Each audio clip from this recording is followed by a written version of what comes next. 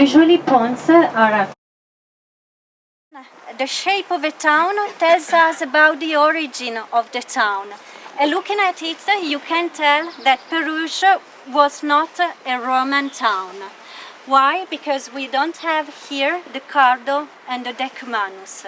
The Cardo was the north-south oriented street, and Decumanus the east-west oriented street. And Roman towns used to be like a chessboard with parallel and perpendicular streets. This is a typical medieval town with the city center, Place du Tilleul, number 12. All the streets led toward the city center in a safe way. It was easy and it was safe. Here's a 13th century gate going into this medieval village.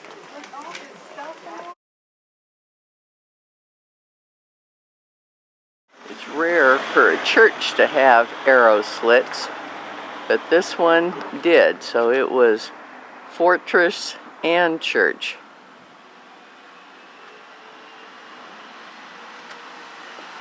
We're going to go into the church.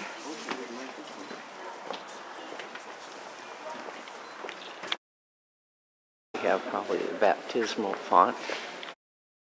In the Gothic style, but it has very thick walls like the Romanesque churches.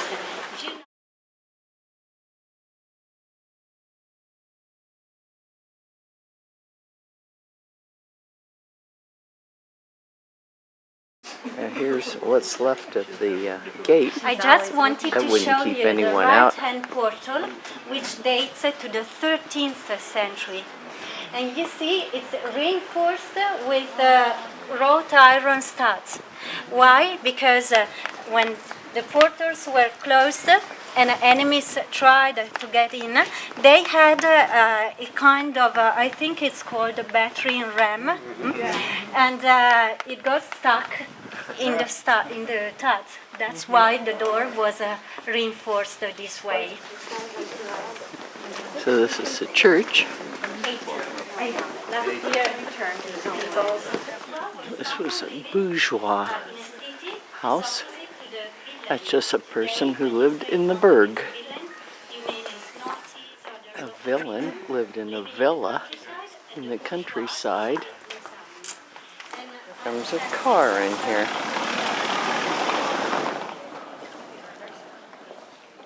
It's about 80 people who live here in town, and if you add the neighborhood, it's 1,500. This is the city hall. It used to be a school. The building was made of stone and brick, and they put brick under the windows that allowed the windows to breathe with the humidity. The wastewater and everything else went down the middle of the street in the gutter, and the way they cleaned it was rain and pigs. They let the pigs out here to eat it. The well for the city, and then there was also an oven out here somewhere. You can see how this building is built with rows of stones and then the bricks. Pretty cool. This kind of material is on called the first adobe. floor. It's made with dry earth and straw. And the structure is held by the wood. Winemakers had staircases outside. Huh? Yeah. The fireplaces inside, and even today it's more modern, I think. But some houses still have a beautiful fireplace. This is a lower the gate. most important political event which took place in Peruge when the King of France in 1463 tried to enter Peruge. Got through the door, they found themselves in front of a wall which had been built over here. So They got through the gate, they found a the wall. Perugians, the Lord of Peruge boards, and they used to exhibit their produce, not only food, on these boards. And usually merchants worked in the same street because it was easier for a traveler to find the product he was looking for, and also because the quality and the quantity of the products were strictly surveyed. I mean, for example, butchers were not allowed to sell dog meat, cat meat, or horse meat.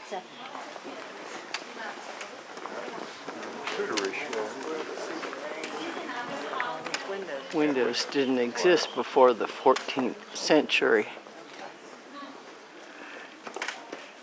She said this one has been beautifully restored. This is the center of the village. It's a hollow inside. That's why the branches are falling down. They put that support, that system to support the branches. And it's the more picturesque square in all Peruge.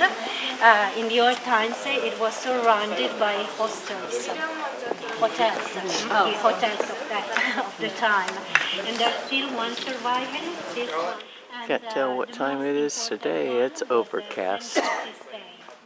Nice portico under this building, and this is where the weavers used to display their wares. And up here are corn cobs. Here's the center of the town. The weavers were over there. There's a restaurant there where we're going. Over here was and is a hotel. And over here is St. George slaying the dragon.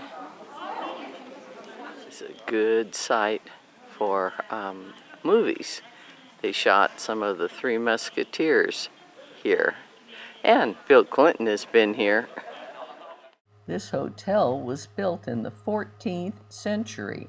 It has a Renaissance facade on the front side and a half-timbered facade on the other. Inside is a restaurant serving local specialties, including their famous galette. And these floors are original. Galettes are made from a brioche dough with yeast, butter, and sugar. They're flattened, baked in an extra hot oven, and caramelized on top with more butter and sugar. They're light, soft, and chewy with a crackly, sugary top and a pizza-like crust. So here's a nice dining room where we didn't have our galette.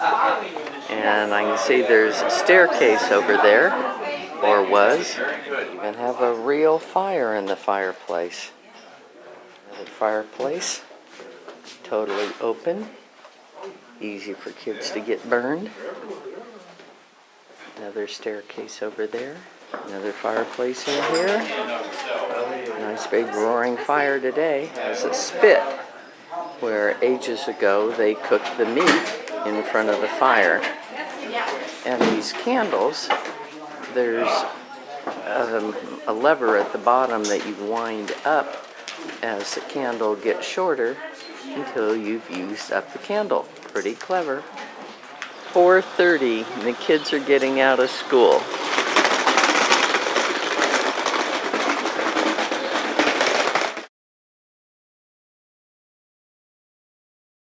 Here's somebody's garden, and from up here you can see a long ways, which would allow you to see any bad guys that were coming your way.